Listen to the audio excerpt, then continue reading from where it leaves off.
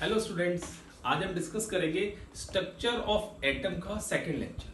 हम first lecture कर चुके हैं और फर्स्ट लेक्चर में हमने डिस्कवरी ऑफ इलेक्ट्रॉन को पढ़ लिया बेटा कि किस तरीके से जे थॉमसन ने एक चैलेंज को लिया बेटा। उस चैलेंज को लेके उसने वही सारे एक्सपेरिमेंट, वही सारी कंडीशन एक लैब के अंदर जनरेट कर दी जो कि बहुत ज्यादा किलोमीटर ऊपर एटमॉस्फेयर में होती है। और उसने पादरीज को और जो प्रीस्ट होते हैं बेटा, या जो भी उस टाइम पे ये पूजा पाठ वाले लोग होते थे, उनको जो मुंह था बेटा बंद कर दिया था कि देखो उस जो ऊपर थंडर स्टॉर्म हो रहा है या लाइटनिंग हो रही है वो कोई दैवीय प्रकोप नहीं है, ठीक है, कोई नेचुरल कैलेमिटीज नहीं है। नेचुरल कैलेमिटीज है वो कोई किसी के पाप का कोई नतीजा नहीं है। जैसे मैंने आपको प्रीवियस लेक्चर में बताया था कि हम लोग क्या सोचते थे कि अगर बिजली कड़क रही है तो किसी ने पाप किया है, तो उसको कम कर रहे थे, ठीक है, कि उसकी वजह से बिजली कड़कती है। ऐसा कुछ नहीं होता, ये एक साइंटिफिक फिनोमेना है। और इस चीज को जे थॉमसन ने अपने लैब के अंदर इन डिस्चार्ज ट्यूब के अंदर प्रूव कर दिया था बेटा। और डिस्चार्ज ट्यूब के अंदर प्रूव करने के साथ साथ उसने डिस्कवरी ऑफ इलेक्ट्रॉन भी कर दी थी बेटा, कि डिस्कवरी ऑफ इलेक्ट्रॉन होती है। And after the discovery of electron, जो जॉन डाल्टन की एटॉमिक थ्योरी थी बेटा कि सबसे छोटा पार्टिकल एटम होता है, वो यहां से खत्म होना शुरू हो गई। देखो बेटा, उस जॉन डाल्टन ने क्या कहा था, डाल्टन एटॉमिक थ्योरी ने क्या कहा था कि atom is the smallest unit of matter. तो वो आज भी मैटर है, बट एटम इज इंडिविजुअल, उसको हम फर्दर डिवाइड नहीं कर सकते हैं। तो हम उसको फर्दर क्लासिफाई कर सकते हैं सब एटॉमिक पार्टिकल्स के अंदर। तो जो सब एटॉमिक पार्टिकल्स जे थॉमसन ने डिस्कवर किया था, उसके बाद ये बात आई थी कि उसको क्लासिफिकेशन फर्दर की जा सकती है। और जो पहला चीज डिस्कवर हुई थी सब atomic particle, that was electron. हमने प्रीवियस लेक्चर में पढ़ा था कि इलेक्ट्रॉन डिस्कवर हो गया था बेटा। और इलेक्ट्रॉन डिस्कवर हुआ था कैथोड रेज की हेल्प से।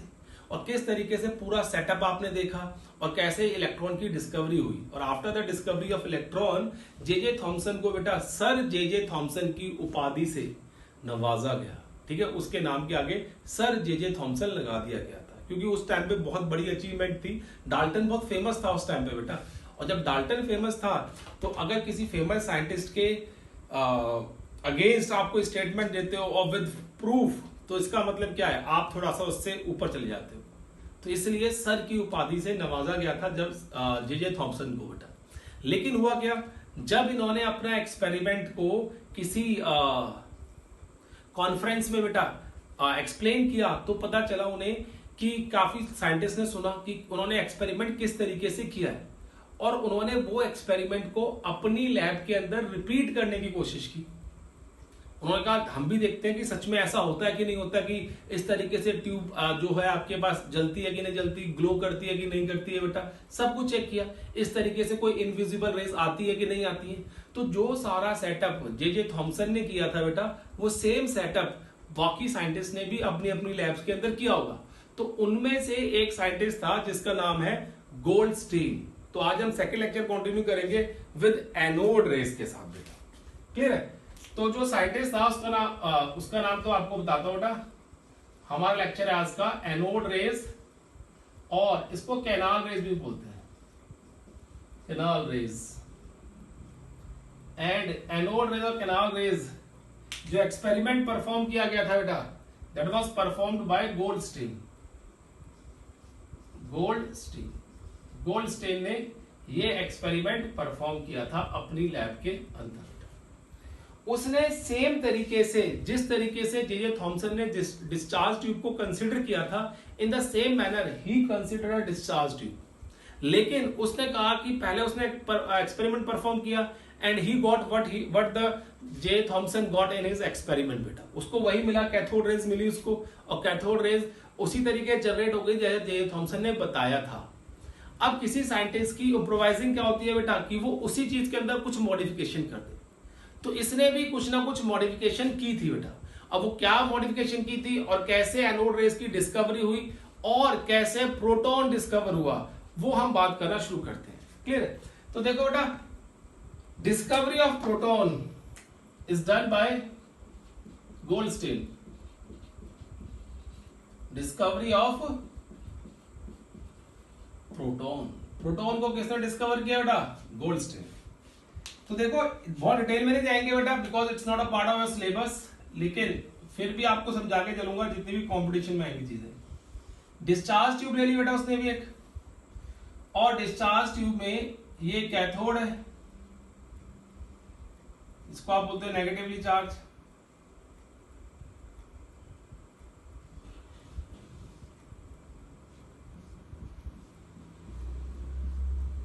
एंड ये क्या है बेटा, एनोड है, इसको आपने क्या किया हुआ है, पॉजिटिव टर्मिनल ऑफ बैटरी से कनेक्ट किया हुआ है, ये एनोड है।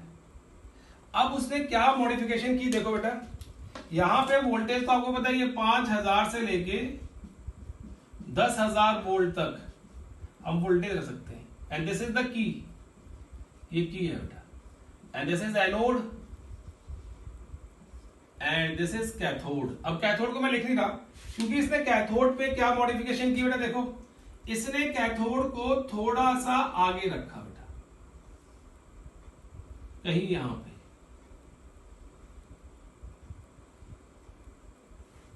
And this cathode was perforated cathode. कैसा था बेटा, परफोरेटेड कैथोड। आपने वॉशरूम के अंदर जाली देखी होगी जहां से ड्रेन होता है पानी, सेम परफोरेटेड कैथोड लिया था बेटा, परफोरेटेड कैथोड उसने कंसीडर किया था बेटा, क्लियर है। अब देखो जैसे उसने स्विच ऑन किया बेटा और इसके अंदर गैस ली गई बेटा, हमने क्या कंसीडर किया इसके अंदर, गैस, और कौन सी गैस कंसीडर की, H2 गैस ले ली पहले, और उसका प्रेशर क्या रखा, वही 0.01 mm Hg, वही प्रेशर रख दिया बेटा। अब देखो हुआ क्या, जैसे ही हमने सर्किट को ऑन किया बेटा, यहाँ पे सर्किट ऑन करने के साथ साथ यहां से कैथोड रेज निकली। अब तो मैं शो कर सकता हूं बेटा, यहां से क्या हुई, कैथोड रेज निकली, और जो कैथोड रेज यहां से मूव करके गई बेटा, ये नेगेटिव टर्मिनल है और ये पॉजिटिव टर्मिनल है बैटरी का। जैसे ही कैथोड रेज यहां से गई बेटा, उसने हाइड्रोजन गैस जो यहां प्रेजेंट थी अंदर, उसके ऊपर भी स्ट्राइक किया बेटा। जो हाइड्रोजन गैस यहां लो प्रेशर पे प्रेजेंट थी, उसके मॉलिक्यूल के ऊपर भी स्ट्राइक किया, और जब उसने मॉलिक्यूल के ऊपर स्ट्राइक किया तो आपको बताया था कि कैथोड रेज का आयनाइजेशन इफेक्ट होता है, मतलब जिस भी मॉलिक्यूल से वो टकराएंगी उसको आयनाइज कर देंगी। तो उन्होंने क्या दे दिया, 2H+2 इलेक्ट्रॉन लिबरेट कर दिए, ये आ गया बेटा। It is due to the ionization effect of cathode rays. ये क्या बेटा, ये आयनाइजेशन इफेक्ट है, ionization effect of cathode rays. Cathode rays का ये आयनाइजेशन इफेक्ट है। इस तरीके से कैथोड रेज क्या करती है, आयनाइज कर देती है। डन बेटा। अब जब ये आयनाइज हो गई तो आपको पता है इलेक्ट्रॉन्स के ऊपर कौन चार्ज होता है, नेगेटिवली चार्ज। तो इलेक्ट्रॉन किधर मूव किए बेटा, कैथोड की तरफ, सॉरी एनोड की तरफ। इलेक्ट्रॉन की तरफ मूव किए, एनोड की तरफ। And these two positive charge, they have positive charge, so these particle H positive particles move towards, H positive particles ions move towards anode. और जैसे ही वो एनोड से पास हुए बेटा, उन्होंने वही सिंटिलेशन शो किया। हमने आज को जिंक सल्फाइड से कवर कर दिया था, और एनोड रेज के बाहर जाके, कैथोड के पीछे जाके, behind the cathode, behind the cathode, cathode के पीछे जाके बेटा एक रेज मिल गई, और उन रेज को फिर हमने क्या बोल दिया, एनोड रेज। गोल्डस्टेन ने कह दिया कि भाई ये एनोड रेज हैं, these rays are known as anode rays. क्या है बेटा, ये एनोड रेज है।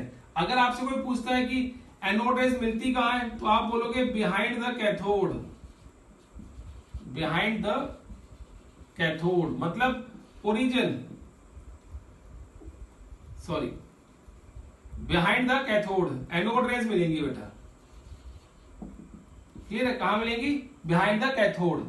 और इनका ओरिजिन कहां होगा, origin will be in between cathode and anode. ये क्वेश्चन बहुत पूछा जाता है बेटा कि what is the origin of anode rays. तो एनोड रेज का जो ओरिजिन होता है कहां मिलती है हमें, वो कहां मिलती है, in between cathode and anode, cathode और एनोड के बीच में मिलेंगी। देखो बेटा, ये जो हाइड्रोजन गैस यहाँ प्रेजेंट थी, जैसे ही यहां से कैथोड रेज से इलेक्ट्रॉन निकले, उन्होंने इस हाइड्रोजन गैस को स्ट्राइक किया और स्ट्राइक करने के बाद उसके इलेक्ट्रॉन निकाल दिए और 2H पॉजिटिव आयन कन्वर्ट हो गए। तो 2H पॉजिटिव आयन हमें यहीं पे मिल गए थे बेटा, क्लियर है। Then they start moving towards the oppositely charged electrode and that is cathode. तो behind the cathode we get anode rays, तो हमें वहां पे एनोड रेज मिल गई बेटा, क्लियर है। अब उसने क्या किया, गोल्डस्टीन ने क्या किया, इन एनोड रेज की प्रॉपर्टीज को स्टडी करना शुरू किया। तो they have the same properties, these anode rays have the same properties as that of the cathode rays except few बेटा। कैसे, देखो प्रॉपर्टीज की बात करूं यहां पे तो क्यों, कौन सी प्रॉपर्टीज आएंगी, properties of anode raise. If we talk about the properties of anode rays बेटा, तो यहां पे पहली प्रॉपर्टी क्या आएगी, सेम प्रॉपर्टी है, they travel in straight line, in straight line, ये भी स्ट्रेट लाइन में ट्रेवल करती हैं, they travel, they all are travelled in straight line बेटा, क्लियर। सेकेंड, दे आल्सो, मतलब anode rays, they also cast shadow, ये भी क्या करती है बेटा, शैडो कास्ट करती है। Third, they also rotate the wheel present in the centre, centre पे जो व्हील प्रेजेंट होगा बेटा, जो रखेंगे हम, जैसे हमने कैथोड रेज में रखा था सेम, तो उसको भी रोटेट कर देती है बेटा। They also rotate the wheel present in the centre of the discharge tube, ठीक है बेटा, ये भी आ गया। They also effect the photographic plate. Fourth, they also effect the photographic plate, आपको बताया था बेटा, दोबारा नहीं बताऊंगा, फोटोग्राफिक प्लेट को इफेक्ट करती है। Fifth, they also show deflection, they also show deflection to electric and magnetic field, electric and magnetic field, but in opposite direction as shown by cathode rays, ठीक है बेटा। कैथोड रेज, देखो अगर आप electric field लगाते हो, if you apply the electric field in case of cathode raise, तो सारी कैथोड रेज के ऊपर नेगेटिवली चार्ज था, तो वो किधर डाइवर्ट करेगी, पॉजिटिव प्लेट की तरफ। अब एनोड रेज के ऊपर बेटा क्या है, पॉजिटिव चार्ज है, बिकॉज इट हैज आयंस, तो वो किधर डाइवर्ट कर जाएंगी, नेगेटिव प्लेट की तरफ। इसी तरीके से मैग्नेटिक फील्ड में भी वो नॉर्थ की जगह साउथ की तरफ डेविएट करेंगी बेटा, क्लियर केस। तो ये आपको याद रखना है कि किधर डेविएट करती हैं और अपोजिटली डेविएट करती हैं as shown by the cathode rays, ठीक है। जो भी कैथोड रेज जिस भी डायरेक्शन में डेविएट करती हैं, उसके अपोजिट डायरेक्शन में एनोड रेज डेविएट करती है बेटा, क्लियर है। तो ये एक्सपेरिमेंट आपको याद रखना है बेटा। Property, sorry, sixth, anode rays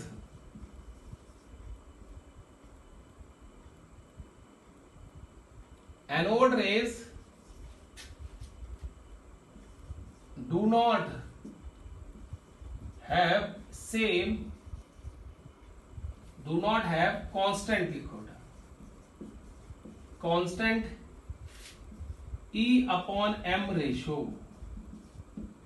It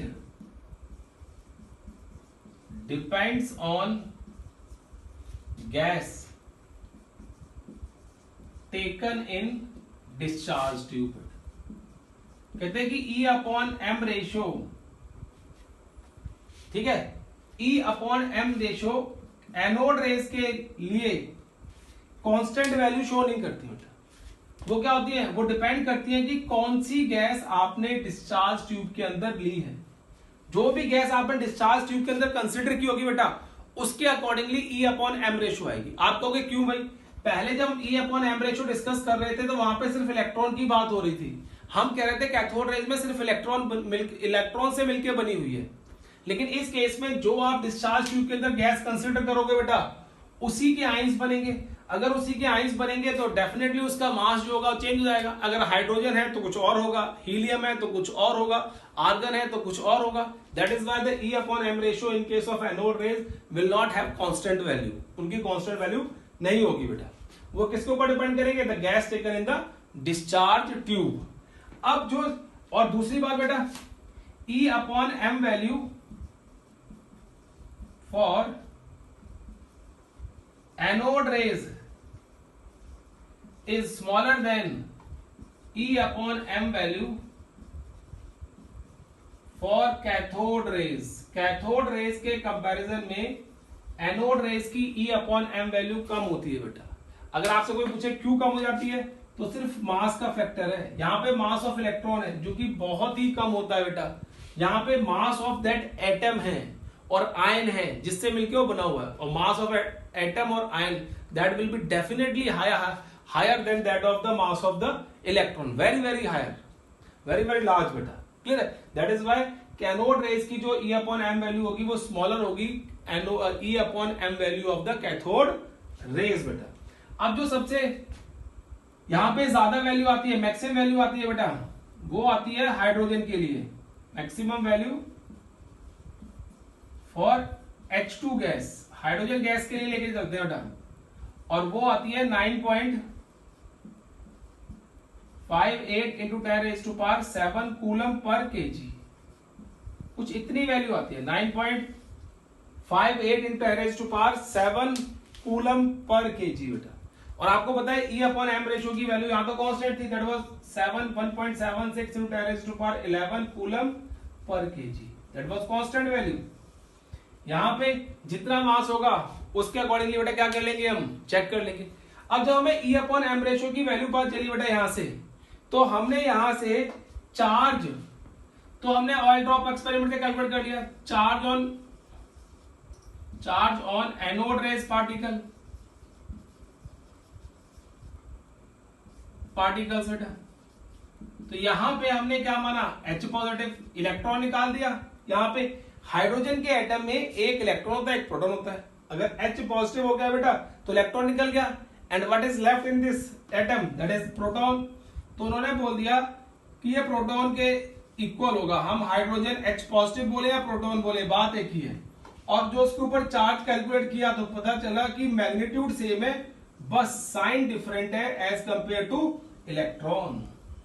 electron के कंपैरिजन में चार्ज और प्रोटॉन पे क्या है बेटा, सिर्फ और सिर्फ मैग्नीट्यूड सेम है, बट चार्ज जो है बेटा दैट इज डिफरेंट, वो डिफरेंट शो किया हुआ है वहां पे। क्लियर है? इसी तरीके से उन्होंने मास ऑफ प्रोटॉन कैलकुलेट किया, मास ऑफ प्रोटॉन, और जो मास ऑफ प्रोटॉन आया दैट वाज 1.675 इंटू 10⁻⁻27 केजी आ गया इस तरीके से। तो इस तरीके से गोल्डस्टीन ने डिस्कवरी ऑफ प्रोटॉन की बेटा। अगर आपसे कोई पूछता है हु डिस्कवर्ड प्रोटॉन, तो Goldstein discover proton during the anode rays experiment, and who discovered electron, J Thomson during the cathode raise experiment. तो ये देखो बेटा एनोड रेज का एक्सपेरिमेंट था, और उस तरीके से आपने एक चीज चेक किया। चलो बेटा इसको नोट करो 2 मिनट, ठीक है ना।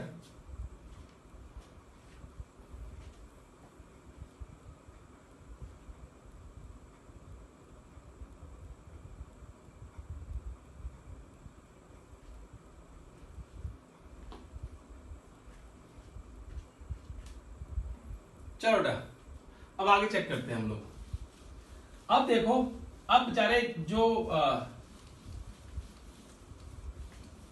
बताता हूं, 2 मिनट पहले इसको रब कर लूं, फिर आपको बताता हूं, क्लियर करता हूं।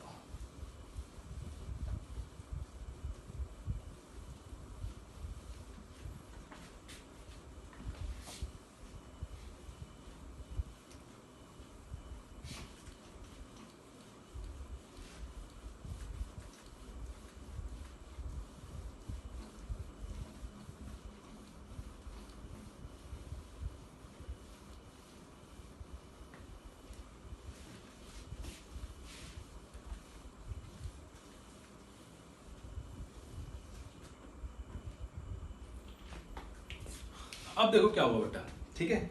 अब बात क्या हुई, डाल्टन ने कहा था कि एटम इंडिविजुअल है, एटम को हम डिवाइड नहीं कर सकते फर्दर, ना क्लासिफाई कर सकते। क्लियर, आपको पता है बात।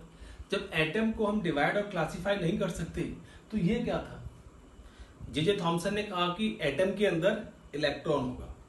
फिर गोल्डस्टेन ने एक एक्सपेरिमेंट किया, उसने बता दिया कि इलेक्ट्रॉन के एटम के अंदर प्रोटॉन भी होगा। तो इस तरीके से धीरे धीरे करके ना जो डाल्टन की एटॉमिक थ्योरी का जो एटम बेस था वो खत्म होने लग गया बेटा, और नई नई चीजें आने लग गई। तो हमने कहा कि till so far we have discovered electron, sub atomic particle है बेटा, सब एटॉमिक पार्टिकल है, एंड प्रोटॉन ये भी क्या है, sub atomic particle. Electrons was discovered by J Thomson, पता होना चाहिए बेटा, and proton was discovered by Goldstein. J Thomson और गोल्डस्टेन, ये इन दोनों ने प्रोटॉन और इलेक्ट्रॉन को डिस्कवर किया बेटा। देखो अब क्या हुआ, अब मैं थोड़ी चीजें आपकी स्किप कर रहा हूं और सीधा मैं किसी और चीज पे आ रहा हूं बेटा। Clear case. अब देखो हुआ क्या, अब उस टाइम पे क्या हुआ कि एटॉमिक नंबर के बारे में पता चल गया था कि हर एक एटम का अपना एक एटॉमिक नंबर होगा, ठीक है। और उन्होंने जब चेक किया कि एटॉमिक नंबर है क्या, तो उन्होंने जब चेक किया बेटा तो एटॉमिक नंबर के बारे में बताया उन्होंने। एटॉमिक नंबर उसको Z से रिप्रेजेंट कर दिया बेटा पहली बात, और उन्होंने कह दिया it is equal to the number of protons in the atoms in the atom, or is equal to number of electrons in the atom। कितने प्रोटॉन्स और कितने इलेक्ट्रॉन्स होंगे एटम के अंदर, वो एटॉमिक नंबर होगा हमारा। लेकिन कंडीशन थी बेटा इस पे, क्या कंडीशन थी कि जो एटम आप कंसीडर कर रहे हो that atom must be electrically neutral, वो एटम इलेक्ट्रिकली न्यूट्रल होना चाहिए, that atom must be electrically neutral, तब ये कंडीशन अप्लाई है। अगर आप किसी आयन की बात करोगे बेटा तो वहां पे ये कंडीशन अप्लाई नहीं होगी, सिर्फ वहां पे ऊपर वाला केस अप्लाई होगा, नंबर ऑफ प्रोटॉन के बराबर हमारा एटॉमिक नंबर होता है। अब बात आई बेटा, जब हमने एटॉमिक नंबर की बात की तो कई लोगों ने कहा कि मास नंबर के बारे में क्या केस है। तो जब मास नंबर की बात की गई तो कहते हैं कि मास नंबर भी, क्योंकि इलेक्ट्रॉन का मास तो नेग्लिजिबल मास मान लिया उन लोगों ने, का जो इलेक्ट्रॉन का मास है that is the negligible mass. तो जो एटम का मास होगा उस टाइम पे उन्होंने बोल दिया that will be equal to the number of proton, वो नंबर ऑफ प्रोटॉन के मास के बराबर होगा। कितने नंबर ऑफ प्रोटॉन है उसको हम उसके मास से मल्टीप्लाई करेंगे and that will be the mass of the atom. But hydrogen को छोड़ के इस कंसेप्ट को कोई और एटम फुलफिल नहीं कर रहा था। अब चेक कर लो बेटा, देखो हम बोल रहे हैं बात, हमने बात की एटॉमिक मास की, एटॉमिक मास क्लियर है, और जनरली हम कहते हैं मास नंबर, इसे क्या कहते हैं बेटा, मास नंबर m।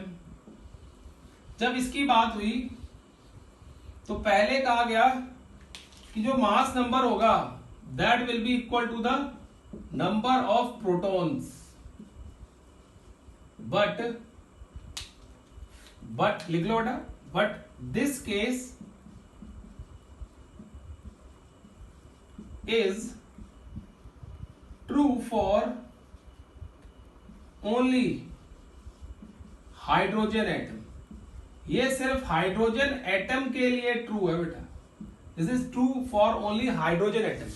जो हाइड्रोजन एटम है उसके लिए ट्रू है। क्यों ट्रू है बेटा उसके लिए, कि जितने प्रोटॉन होंगे उतना ही मास नंबर ले लेंगे बेटा हम लोग। क्लियर है, कैसे, इसलिए हम क्या बोलते हैं 1.008 ग्राम बोलते हैं ना, या AMU बोलते हो आप बेटा, एटॉमिक मास यूनिट। कि हाइड्रोजन का मास इतना है बिकॉज उसके अंदर जितने प्रोटॉन है उतना ही मास आता है। अब ऐसा केस क्यों आता है बेटा? बिकॉज हाइड्रोजन के अंदर we have only 1 proton and 1 electron. इसके अलावा कोई और सब एटॉमिक पार्टिकल यहां पे नहीं है। नो अदर सब atomic particle, sub atomic particle, कोई और सब एटॉमिक पार्टिकल नहीं है वहां पे बेटा। दैट इज वाई हमने कह दिया कि जो मास नंबर होगा उस टाइम के ऊपर उन्होंने सोचा कि ये भी नंबर ऑफ प्रोटॉन के बराबर होगा, बिकॉज प्रोटॉन और इलेक्ट्रॉन दो ही चीजें डिस्कवर थी उस टाइम पे। तो प्रोटॉन का मास इलेक्ट्रॉन के मास से काफी ज्यादा था बेटा, as compare to the mass of electron proton का मास काफी ज्यादा था। इसलिए उन्होंने सोचा कि जो मास ऑफ एटम होगा it is only due to the mass of the proton. But ऐसा नहीं हुआ बेटा, but that was not the show बेटा, वो शो रहा ही नहीं। उन्होंने जब किसी भी एटम को वे किया बेटा, क्लियर है, या मॉलिक्यूल को वे किया, तो उन्हें पता चला कि जो मास है वो तो कुछ और ही आ रहा है, वो नंबर ऑफ प्रोटॉन के बराबर नहीं है, उसके अंदर कोई और चीजें प्रेजेंट हैं जिसकी वजह से क्या हो रहा है बेटा, जो मास है एटम का वो इंक्रीज है, नंबर ऑफ प्रोटॉन के बराबर नहीं आ रहा है बार बार, सिर्फ हाइड्रोजन को छोड़ के। तो फिर क्या हुआ, अब उसकी डिस्कवरी करते रहे काफी सालों तक बेटा, लेकिन बहुत लेट जाके अराउंड 1932 में जाके, अराउंड 1932 के आसपास जाके चैडविक एक साइंटिस्ट थे, उन्होंने थर्ड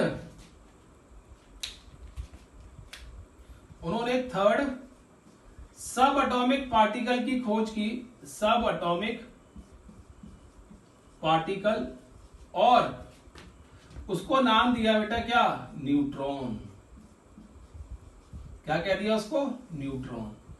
और उन्होंने कहा कि इसकी जो लेट डिस्कवरी हुई है न्यूट्रॉन की, वो इसके न्यूट्रल नेचर की वजह से है। Late discovery is due to neutral nature of this particle.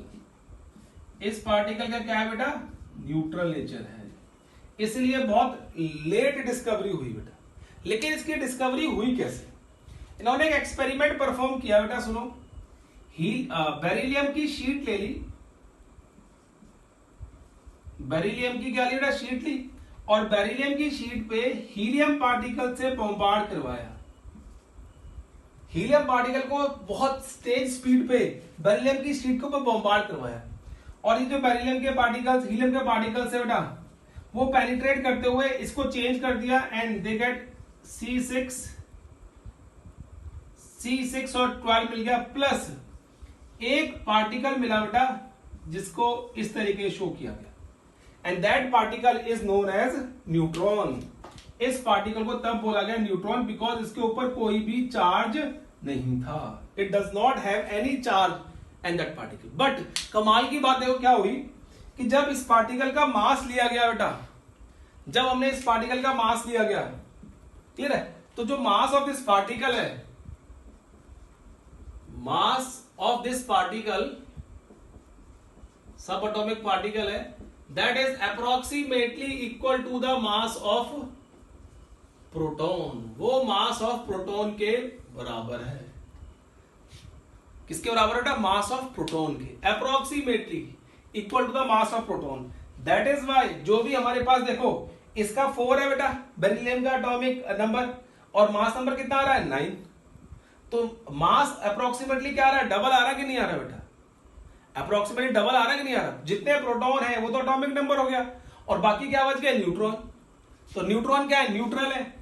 अब मास ऑफ न्यूट्रॉन क्या आ गया, ये हमने शो कर दिया। वो पार्टिकल हमारे पास क्या है बेटा, दैट इज न्यूट्रॉन, और न्यूट्रॉन का मास क्या है, इतना है। और why this neutron is neutral in nature, because वहां पे जो इलेक्ट्रॉन था बेटा, वो नेगेटिवली चार्ज था, जो प्रोटॉन था पॉजिटिव चार्ज था, और दोनों के प्रेजेंट होने की वजह से जो एटम था बेटा, that was electrically neutral. Neutron के प्रेजेंट होने की वजह से उसके ऊपर कोई चार्ज नहीं आ रहा था, वो पहले इलेक्ट्रिकल न्यूट्रल था और न्यूट्रल ही रह रहा था बेटा। तो हमें तब समझ आया कि this particle is neutral in nature. Having the same mass as that of the proton. इसलिए न्यूट्रल नेचर की वजह से इसकी जो डिस्कवरी हुई बेटा वो काफी लेट हुई।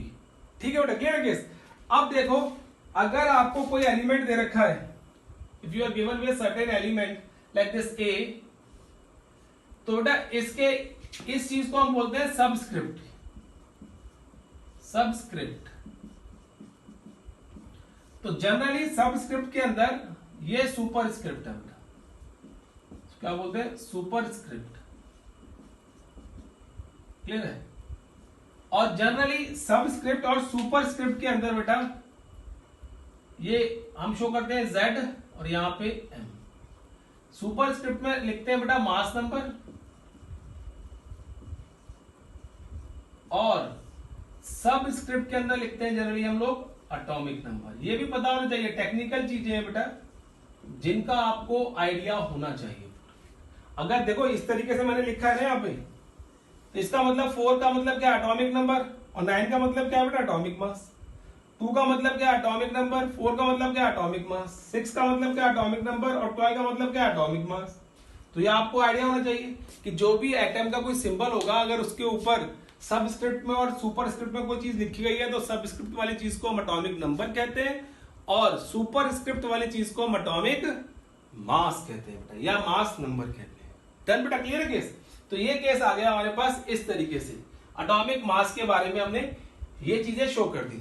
अब देखो बेटा थर्ड केस क्या आता है। थर्ड केस क्या आता है इसमें जो हम डिस्कस करेंगे, that is radio activity.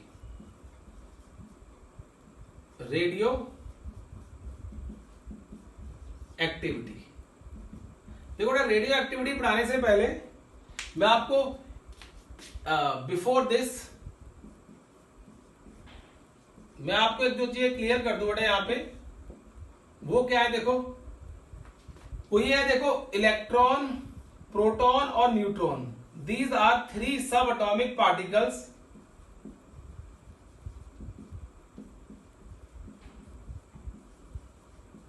Of an atoms. और इसके बाद डाल्टन एटॉमिक थ्योरी पूरी की पूरी फेल हो गई बेटा। उसने कहा था ना कि एटम जो है इंडिविजुअल है, उसको डिवाइड नहीं कर सकते, तो इसके बाद वो पूरे का पूरा केस खत्म हो गया। क्यों नहीं कर सकते डिवाइड, कर सकते हैं सब एटॉमिक पार्टिकल्स के अंदर, and these sub atomic particles are electron, proton and neutron. तो इसको, इस थ्योरी को देख के बड़ा जरूर डाल्टन को धक्का लगा होगा कि क्या हो गया भाई, मैंने तो बड़ी मुश्किल से खोज की थी कि एटम जो है स्मॉलेस्ट पार्टिकल है, बट उसके बाद इन तीनों साइंटिस्ट ने, J Thomson, Goldstein and Chadwick ने उन सब चीजों को खत्म कर दिया, और उन्होंने ये कहा कि एटम के अंदर फिर से सब एटॉमिक पार्टिकल्स होते हैं, इलेक्ट्रॉन, प्रोटॉन एंड न्यूट्रॉन बेटा। क्लियर है केस। तो वो केस आ गया बेटा वहां पे, और इस तरीके से वहां पे वो शो कर दिया। Now will talk about radio activity बेटा। अब हम रेडियो एक्टिविटी की बात करते हैं, चलो।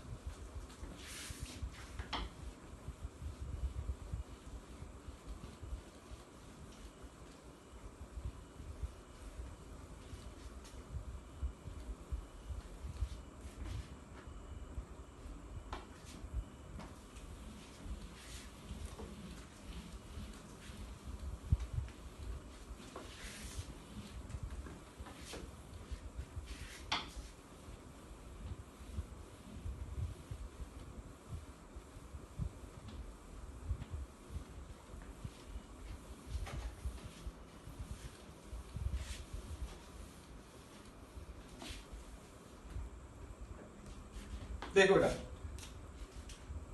अब बात करेंगे हम radio activity. Radio activity, radio activity क्या होती है, देखो डेफिनेशन देखो इसकी। इसको बोलते हैं हम spontaneous emission of radiations by certain element is known as radioactive element, and the phenomenon is radioactivity.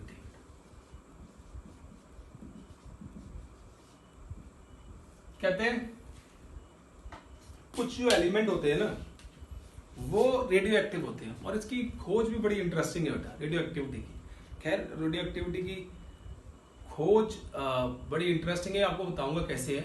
देखो आपने नाम सुना होगा मैडम क्यूरी का, ठीक है, Pierre Curie and madam Curie husband wife थे बेटा, क्लियर है। और उन्होंने क्या किया, वो अपनी लैब के अंदर रिसर्च करते थे। आपको सोचो कि आपके पास लैब है पूरी, आप रिसर्च कर रहे हो आराम से, ठीक है। रिसर्च करते करते क्या हुआ कि जैसे हम रिसर्च के लिए सामान बेटा केमिकल्स बाहर से मंगाते हैं, वो भी मंगाते थे, उन्होंने भी केमिकल बाहर से मंगाए। अब एक बार केमिकल जब बाहर से मंगाए उन्होंने, तो केमिकल वाला उनकी लैब्स के अंदर केमिकल रख के चला गया। अब उसके बाद क्या हुआ, जैसे ही वो एक्सपेरिमेंट परफॉर्म कर रहे हैं अपना, जो एक्सपेरिमेंट परफॉर्म करते थे बेटा अपना, वो एज यूजुअल चलते रहे, उन्होंने कुछ चीज नोटिस नहीं की। अब क्या हुआ बेटा, जैसे ही एक्सपेरिमेंट परफॉर्म करते और शाम तक परफॉर्म करते रहते लैब के अंदर, पूरे मेहनत से बेटा लगे रहते वहां पे, और शाम को जैसे ही एक्सपेरिमेंट खत्म होता वो लॉक लुक लगा के अपनी लैब से चले जाते अपने घर की तरफ। अब क्या होता है बेटा, जैसे ही वो नेक्स्ट डे जब वो अपनी लैब के अंदर आए, तो उन्हें पहली बार शॉक लगा जब उन्होंने अपने द्वारा बनाए गए केमिकल्स को, प्रोडक्ट को चेक किया, एनालिसिस की कि ये तो कुछ और ही बन गया है और कोई चीज इनको इफेक्ट कर गई है। तो वो इस चीज को लेके बहुत दिन परेशान रहे बेटा कि ऐसी कौन सी चीज है जो इसको इफेक्ट कर रही है। उन्हें पता ही नहीं चल पा रहा था कि ये हो क्या रहा है और किस तरीके की चीजें इफेक्ट हो रही हैं बेटा। बहुत परेशान रहे थे कि भाई क्या हो रहा है, हम बार बार एक्सपेरिमेंट करते हैं और जो हमारे एक्सपेरिमेंट के रिजल्ट पहले आते थे वो अब नहीं आ रहे। उन्होंने बहुत कुछ देखा, बहुत चीजें चेंज की बेटा। जब आप रिसर्च करोगे तो आपको आइडिया होगा कि कितनी सारी चीजें चेंज करनी पड़ती है जस्ट टू चेक कि हमारे कहीं गड़बड़ी तो नहीं हो रही बेटा। उन्होंने भी चेंज की बेटा। फिर ऐसे ही एक बार चेंज करते करते उन्होंने देखा कि अपनी जो टेस्ट ट्यूब वगैरह होती है या बीकर्स वगैरह होते हैं बेटा, जहां पे एक्सपेरिमेंट परफॉर्म करते हैं, उसके ऊपर वो एक बार ब्लैक फिल्मिंग लगा के चले गए बेटा कि अगर कोई रेज रेडिएशन इसके अंदर घुस रही है तो वो ब्लैक फिल्मिंग क्या कर लेगी, उनको एब्जॉर्ब कर लेगी और वो सोल्यूशन के अंदर नहीं जाएंगे। तो जब वो ब्लैक फिल्मिंग लगा गए तो उनको पता चला कि भाई इसके द्वारा रेडिएशन कम एब्जॉर्ब हुई तो है। तो उनसे इनको आइडिया लग गया कि कोई ना कोई रेडिएशन हमारी लैब के अंदर ऐसी है जो अपने आप ही निकल रही है और जिसका हमें पता नहीं चल रहा है। तो बेटा उस चीज को चेक करने के लिए एक बार वो रात को रुक गए और उन्होंने देखा कि उनकी लैब के अंदर बहुत छोटे पार्टिकल्स कहीं पे ग्लो कर रहे थे बेटा। एंड वो क्या होता है, spontaneous emission of radiation by certain element. और उन्होंने देखा कि यार ये पार्टिकल अपने आप ही ग्लो कर रहे हैं, इनके पास लाइट कहां से आई है। तो वो स्पॉन्टेनियस इमिशन कर रहे थे और that elements are known as radioactive elements. Radium आपने सुना होगा, वॉचेस में लगा होता है रेडियम, जो मिनट और आपके पास आर हैंड होती है ना बेटा, sometime it may be present on the second hand also, ठीक है। तो उनके ऊपर लगा होता है, अगर आप अंधेरा करते हो तो क्या होता है, रेडियम चमकता है बेटा, क्लियर है। लेकिन इसकी पावर इतनी कम होती है कि वो हमारी बॉडी के लिए हार्मफुल नहीं होता है, क्लियर है। तो उसी केस में था बेटा। और उस तरीके से पता चला कि कुछ एलिमेंट ऐसे होते हैं जो रेडिएशंस को इमिट करते हैं और स्पॉन्टेनियसली, उनको हीट करने की भी जरूरत नहीं पड़ती। तो such type of elements are known as radioactive elements and this phenomena is known as radioactivity. अब जब उन्होंने उस रेडिएशंस को स्टडी किया बेटा, when they study the radiations produced by the radioactive element, कि भाई radiations में है क्या, तब उन्होंने देखा कि कोई रेडियो एक्टिव एलिमेंट है बेटा, उसको रख दिया कहीं पे, और सपोज करो हमने यहां पे रख दिया रेडियो एक्टिव एलिमेंट बेटा। अब ये रेडिएशंस प्रोड्यूस कर रहा है और हमने यहां पे क्या कर दिया बेटा, केस लगा दिया इस तरीके से, और इसके बाद we applied electric field on the side of slit and then we have photographic plate। ये क्या बेटा, photographic plate, photographic plate। then ये इलेक्ट्रिक फील्ड है, ये क्या है, रेडियम, रेडियो एक्टिव एलिमेंट है, रेडियो एक्टिव एलिमेंट। एंड जो हमने बेटा यहां पे ये चीज प्लेस की है, दिस इज स्लिट, इसको हम क्या बोलते हैं, स्लिट, कि सारी रेज यहीं से पास हो ताकि हमें थोड़ा आइडिया लगे कि क्या केस आता है बेटा। तो नीचे बना लो स्लिट को, एटलीस्ट इसकी रेंज में बनाओ बेटा, ये आ गई स्लिट, क्लियर है, इसको बोलते हैं स्लिट। और ये इलेक्ट्रिक फील्ड है बेटा जो हमने यहां पे लगाई है, this is what, electric field. ये और ये क्या बोलते हैं इसको, इलेक्ट्रिक फील्ड अप्लाई किया, electric field. Just to check the nature of the radiations, कि इस रेडिएशंस का नेचर क्या है उसको चेक करने के लिए। जब बेटा यहां से रेडिएशंस आई, उन रेडिएशन को एक्सेलरेट भी करते हैं बेटा। एक्सेलरेट करने के बाद देखा कि जो रेडिएशंस आ रही है, कुछ रेडिएशंस तो इस तरीके से इधर मुड़ गई पॉजिटिव की तरफ, and few radiations are deviate towards negative plate, and एक आधी रेडिएशन क्या होगी बेटा, सीधी चली गई विदाउट एनी डेविएशन। तो जो रेडिएशन विदाउट एनी डेविएशन गई, विदाउट एनी डेविएशन, ठीक है बेटा, उसको हम बोलते हैं gamma rays. What we call it, gamma rays. कई लोग बोलते हैं गैमा रेज, तो आप कुछ भी बोल दो, अल्फा बीटा गैमा कुछ भी, ठीक है ना, अल्फा बीटा गैमा कुछ भी नहीं, यहां पे गैमा रेज बोलते हैं, ये गैमा रेज। तो गैमा रेज के ऊपर नो चार्ज, कोई चार्ज नहीं होता, एंड इट हैज नो मास, कोई मास नहीं होता, इसलिए हाईएस्ट वेलोसिटी होती है बेटा इनकी, क्योंकि मास नहीं है, चार्ज नहीं है, तो बहुत तेजी से चलती है, जैसे सनलाइट है बेटा, that are gamma rays basically, ठीक है। एंड मोस्ट पेनिट्रेटिंग रेज है, सबसे ज्यादा पेनिट्रेट करती हैं किसी भी सब्सटेंस के अंदर बेटा, ठीक है। कोई चार्ज नहीं होता, कोई मास नहीं होता, और हाईएस्ट वेलोसिटी होती है, एंड मोस्ट पेनिट्रेटिंग रेज है। इनकी जो वेलोसिटी होती है that is the 1/10 of the velocity of light बेटा, इतनी फास्ट चलती है गामा रेज, क्लियर है। And the rays which are deviated towards the positive plate of the electric field are known as beta rays. उनको क्या बोलते हैं, beta rays, and they are consist of electrons. वो electron से मिलके बनी हुई थी, इसलिए इनको नेगेटिवली चार्ज्ड रेज भी कह देते हैं। And those which are deviated towards negative plate are known as alpha rays. उनको क्या बोलते हैं हम लोग, अल्फा रेज। और अल्फा रेज जनरली क्या होते हैं, हीलियम न्यूक्लियस होते हैं बेटा, याद रखना यार, हीलियम न्यूक्लियस। मतलब अगर हीलियम न्यूक्लियस शो करना तो क्या शो करो बेटा आप, He11 पॉजिटिव, ये आ गए, ठीक है। अब जिसका मास ज्यादा होता है उसकी पेनिट्रेशन पावर कम होगी, जिसका मास ज्यादा होगा उसकी वेलोसिटी कम होगी बेटा। तो यहां देखो कंपेयर करो, इसका कोई मास नहीं है इसलिए सबसे ज्यादा वेलोसिटी और सबसे ज्यादा पेनिट्रेशन पावर है। अब आपको पता है इलेक्ट्रॉन का मास हीलियम के मास से तो बहुत कम होगा, इसलिए इससे कम इसकी वेलोसिटी होगी और इसकी पेनिट्रेशन पावर भी इससे कम होगी।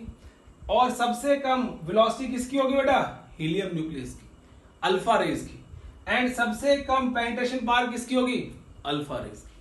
तो बस आपको रेडियो एक्टिविटी के बारे में इतना जानना है बेटा कि इस तरीके से रेडियो एक्टिविटी के जो रेडिएशंस निकलती हैं, उन रेडिएशंस के अंदर 3 रेज होती हैं, alpha, beta and gamma rays, clear है। और alpha rays are helium nucleus, beta rays are electron, and the gamma rays are no charge. These rays are similar to that electromagnetic rays produced by the sun बेटा, clear है case. तो वो case आता है, और ये आपके पास radio activity का फिनोमिना है। ये वैसे तो आपके सिलेबस में नहीं मेंशन किया हुआ, लेकिन मैंने इसलिए बता दिया है, कई बार क्वेश्चन पूछते हैं कि कई बार रेडियो एक्टिविटी की बात होती है बेटा, तो वहां पे बहुत इंपॉर्टेंट है। मैं भी बात करूंगा आगे कई जगह पे, आपको एग्जांपल दूंगा तो आपको पता लग गया कि हाँ रेडियो एक्टिविटी कहीं ना कहीं इंपॉर्टेंट होती है बेटा। ठीक है, तो आज के लेक्चर के लिए इतना ही काफी है बेटा। नेक्स्ट लेक्चर में मिलेंगे आपके सिलेबस के साथ, जहां से आपका सिलेबस शुरू होता है। अब आपके 11th क्लास के अंदर बेटा जो उन्होंने डिलीट कर दिया वो सारा सिलेबस ये था जो 2 लेक्चर में मैंने कवर कर दिया है। ठीक है, till then take care and bye bye बेटा। पढ़ते रहो और एंजॉय करो बेटा।